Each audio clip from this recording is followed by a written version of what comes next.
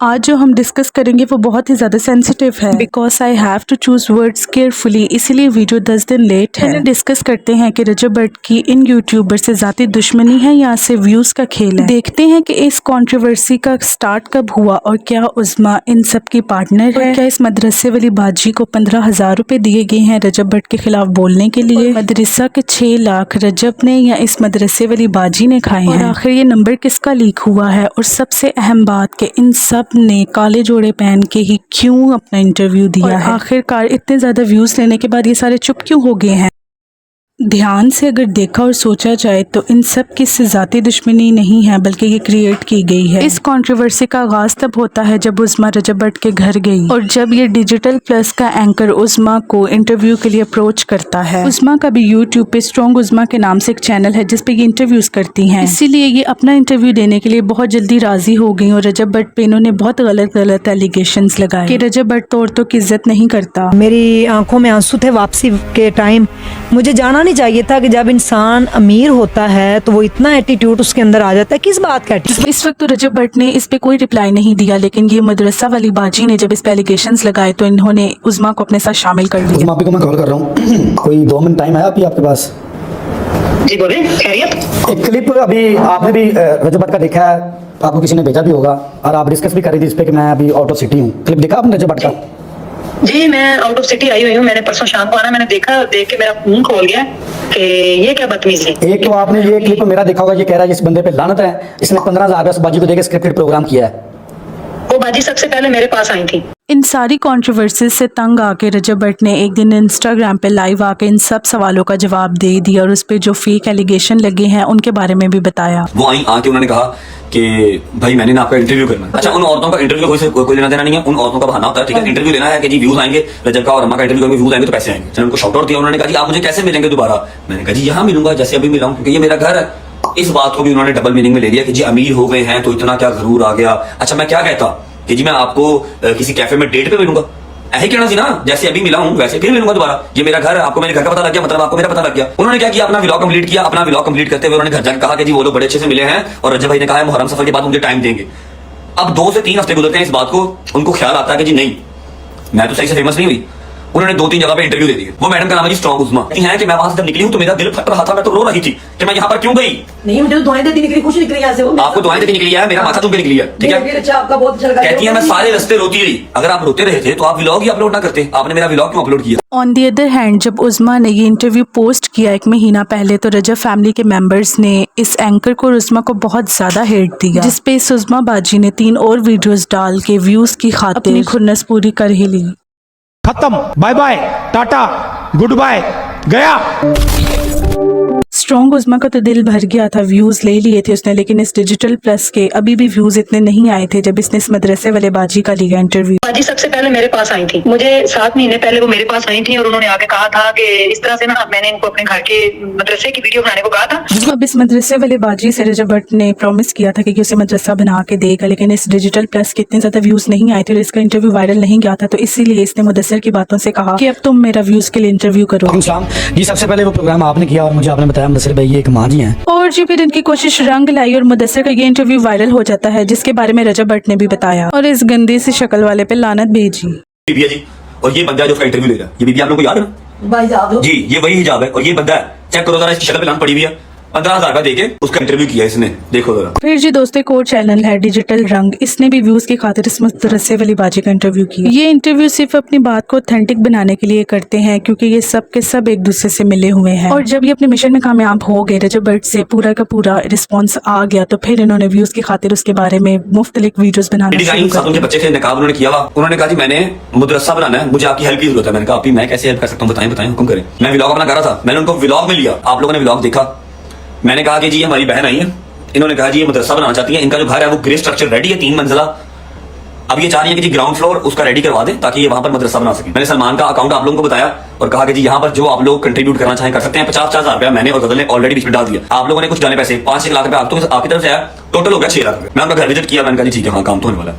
मैंने उससे कहा जी 6 लाख रुपया आया टोटल, ठीक है, टोटल 6 लाख रुपया आया है।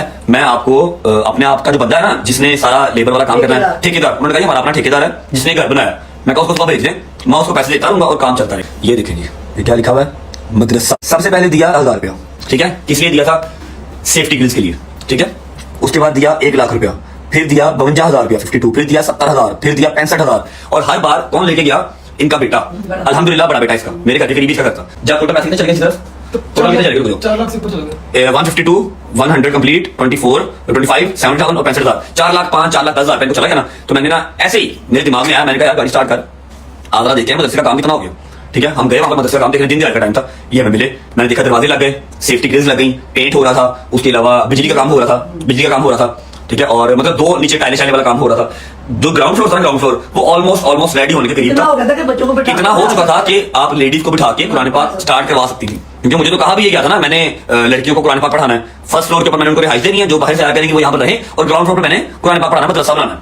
मैंने कहा आपके घर का काम ऑलमोस्ट इतना हो चुका हुआ है कि आप बच्चों को बिठा सकती हैं, तो आप ऐसा करें, आप बिठाना स्टार्ट करें, ठीक है, ताकि मैं लोगों को दिखा सकूं कि हाँ भाई ये आपने पैसे भेजे थे ना, जो 6 लाख रुपया, 5 लाख आप लोगों ने भेजा, लाख मेरा मेरी बहन का था, 6 लाख रुपया जो हमारा इकट्ठा हुआ था वो देखो यहाँ लगा, ठीक है। तो ना आए बाएं शाएं करना स्टार्ट कर दिया, नहीं भाई मैं ऐसे कैसे बिठा सकती हूँ यहाँ पर, ऊपर वाला पोर्शन भी आप मुझे रेडी करवा के दें, तो फिर मैं बच्चियों को बिठा सकती हूँ ना, जिनको मैं रिहाइश भी साथ दूंगी। अब मैं मतलब दुनिया फिरा हूँ, घाट घाट का पानी पिया मैंने, मोची दरबार मैं फिरा हूँ, अंदरून लाहौर का मैं तराशा हुआ बनता हूँ। मुझे ना उसकी बात में 2 नंबरी नजर आई। मैंने कहा जी आप क्या कह रही हैं, आपका ग्राउंड फ्लोर रेडी है, एटलीस्ट चलो आउटसाइडर नहीं तो जो आपके करीब के बच्चे हैं उनको तो पढ़ाना स्टार्ट करें। मैं व्लॉग तो करूं, लोगों को दिखाऊं तो सही, जिन्होंने 5 लाख रुपया भेजा उनको दिखाऊं तो सही, यहाँ पर पैसे लगे भी आपके। जी इंशाल्लाह भाई, इंशाल्लाह मैं जल्दी ही इसके ऊपर काम स्टार्ट करती हूँ। मैं कहा अच्छा चलो ठीक है, ओके। मैं बाहर निकला, उनकी गली की कॉर्नर में मुझे एक बंदे ने पकड़ लिया, मतलब मैंने उसको खुद रोका। मैं कहा जी वो जो घर है उसका क्या हिसाब है, वहाँ का शौहर कौन है, उस घर का बंदा कौन है, ठीक है, और मदरसा शदरसा बनाने की सोच रही है। उन्होंने कहा जी शौहर तो छोड़ गया हुआ है। अच्छा एक बात क्लियर कर रहा हूँ कि मैंने पहले सोचा था कि मैं इस पर बात नहीं करूंगा, लेकिन अब 4 महीने के बाद आज उस बीबी ने इंटरव्यू दिया है, तो मैं अपनी इज्जत को क्लियर करते हुए अपनी सफाई दे रहा हूँ, ठीक है। अब मुझे कोई परवाह नहीं को बीबी आया क्या।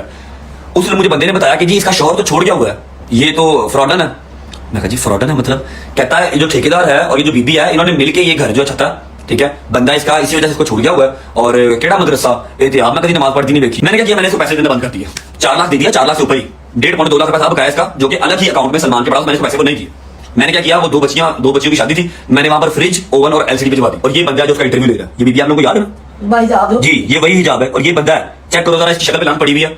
15,000 रुपया देके उसका इंटरव्यू किया इसने, देखो जरा। और जी फिर इनका ये मकसद पूरा हो गया और इन्हें कंटेंट मिल गया और इनके बहुत सारे व्यूज आने शुरू हो गए। इन्होंने एक दूसरे का ही इंटरव्यू किया। बात अभी यहाँ खत्म नहीं हुई, आगे देखिए। और फिर जी एक और तमाशबीन इनमें शामिल हो जाता है, जिसका नंबर रजब भट्ट के व्लॉग में गलती से वायरल हो जाता है, जो कि शायद एडिटर की ही गलती है। मुझे सारी समझ आई ना, तो मैंने कहा यार मुझसे रजब का सब लोग नंबर क्यों मांग रहे हैं। पूरे पाकिस्तान से मुझे कॉल्स आ रही हैं कि रजब का नंबर दे दो, आप रजब के क्या लगते हो। एक बंदा कहता है रजब दे बहनोई हो तुसी,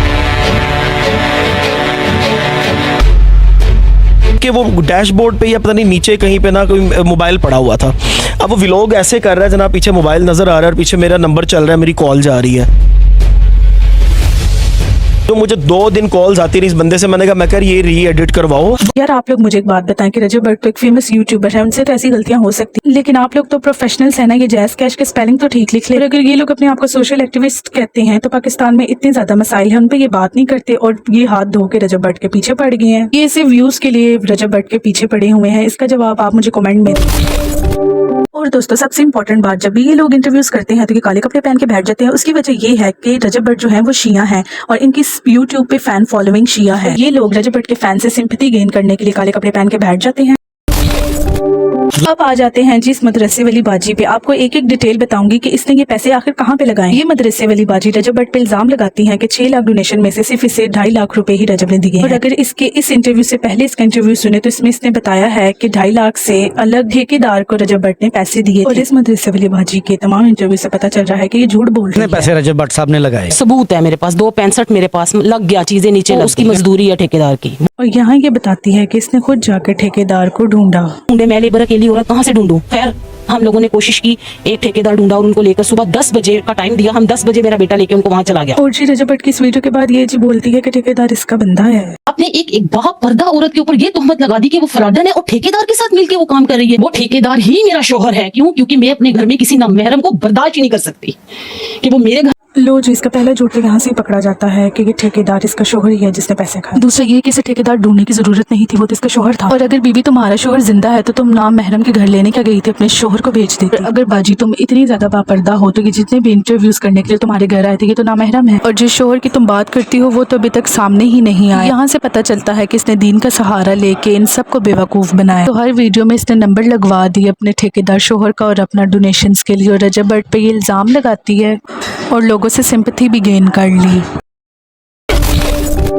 और इस मुदस्सिर ने कहा कि गलत बंदे से पंगा ले लिया तो अब तुम लोग चुप क्यों हो गए? लेकिन उसे नहीं पता गलत बंदे को टच किया उसने। असल वजह तो ये है कि इस मदरसे वाली बाजी ने इन सबको उल्लू बनाया और ये सब बन भी गए सिर्फ व्यूज के लिए। बाद में जी जब इन्हें एहसास हो गया तो इन्होंने अपने दूसरे इंटरव्यू में डिस्क्लेमर लगा दिया कि इस मदरसे वाली बाजी से इनका कोई भी ताल्लुक नहीं है, क्योंकि जो गलत इल्जाम इन्होंने रजब भट्ट पे लगाए हैं तो रजब भट्ट इन पे केस भी कर सकते थे जिसपे इन लोगों को लेने के देने पड़ सकते थे। आप मुझे कमेंट सेक्शन में बताएं आपकी क्या राय है। और अगर आपको इसी तरह का सोशल मीडिया कंटेंट पसंद है तो प्लीज मेरे चैनल को सब्सक्राइब करें।